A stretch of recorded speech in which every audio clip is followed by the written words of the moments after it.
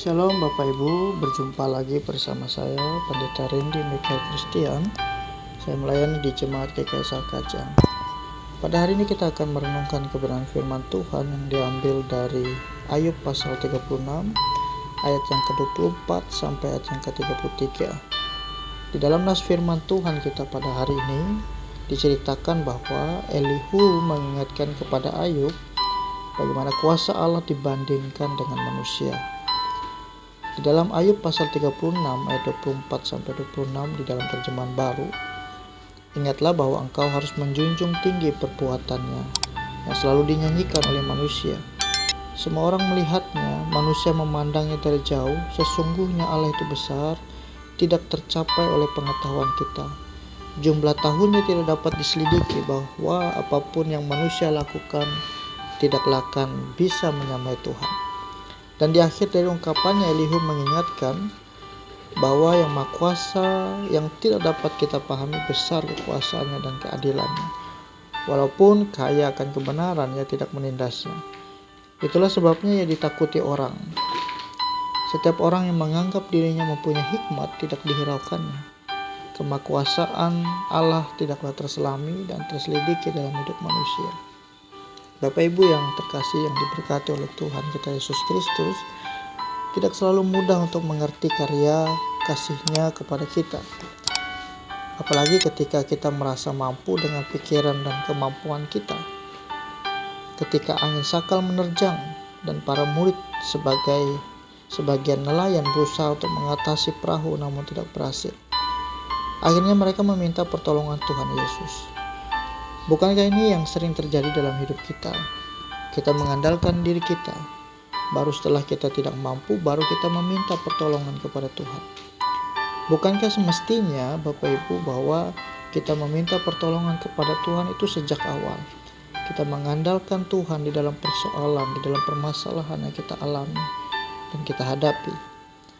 Andalkan Tuhan dalam setiap langkah hidup kita, saat tenang ataupun tegang. Tuhan akan memberikan keadilan bagi orang yang menderita, orang yang jujur dan taat akan perintah-Nya. Seandainya teguran sedang menimpa melalui penderitaan, Tuhan ingin memuliakan pribadi yang sedang ditegur. Sebab melalui kesulitan hidup, Tuhan akan memberikan penguasaan diri. Melalui kesulitan, penderitaan, pergumulan hidup yang menimpa saudara, dapat dipakai Tuhan untuk membantu dan membentuk manusia menjadi pribadi yang kuat. Nah, Bapak Ibu yang terkasih, ia memakai kesusahan, ia memakai pergumulan, ia memakai berbagai persoalan dalam kehidupan kita untuk menyadarkan kita bahwa kita perlu Tuhan. Namun yang menjadi persoalan adalah, sudahkah kita melakukan itu? Bebalkah manusia sampai harus diberikan kesusahan terlebih dahulu, hingga dia baru sadar akan kesalahannya, hingga dia baru sadar akan keterbatasannya, hingga dia baru sadar akan kelemahannya. Bapak Ibu yang terkasih, dalam nas firman Tuhan ini, kita belajar melalui peristiwa Ayub, yang merasa selalu hidup taat dan diberkati oleh Tuhan, pun juga mengalami penderitaan sebagai umat yang lemah, sebagai manusia yang terbatas. Karena itu Ayub hanya berserah kepada Tuhan. Karena itu Bapak Ibu yang terkasih, pada pagi hari ini kita boleh merenungkan firman Tuhan.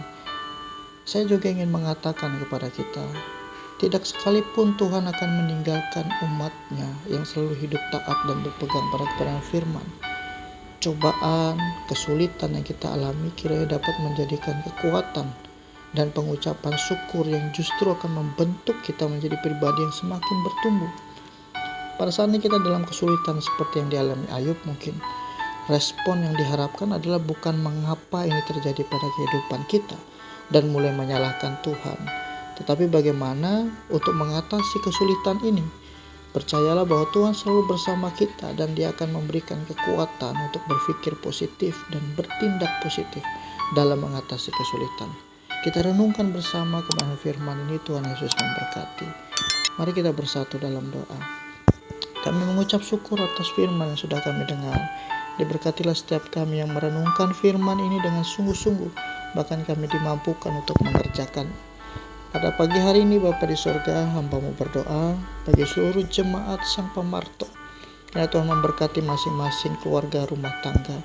Diberkatilah pekerjaan, diberkatilah usaha mereka, diberkatilah anak-anak mereka dalam pendidikan dan masa depan mereka. Hamba juga berdoa bagi pelayan Tuhan, hamba-Mu yang dipercayakan untuk melayani jemaat di Sang Pemarto. Tuhan menolong, memampukan untuk terus dapat berkarya, melayani semaksimal mungkin dengan pertolongan Tuhan.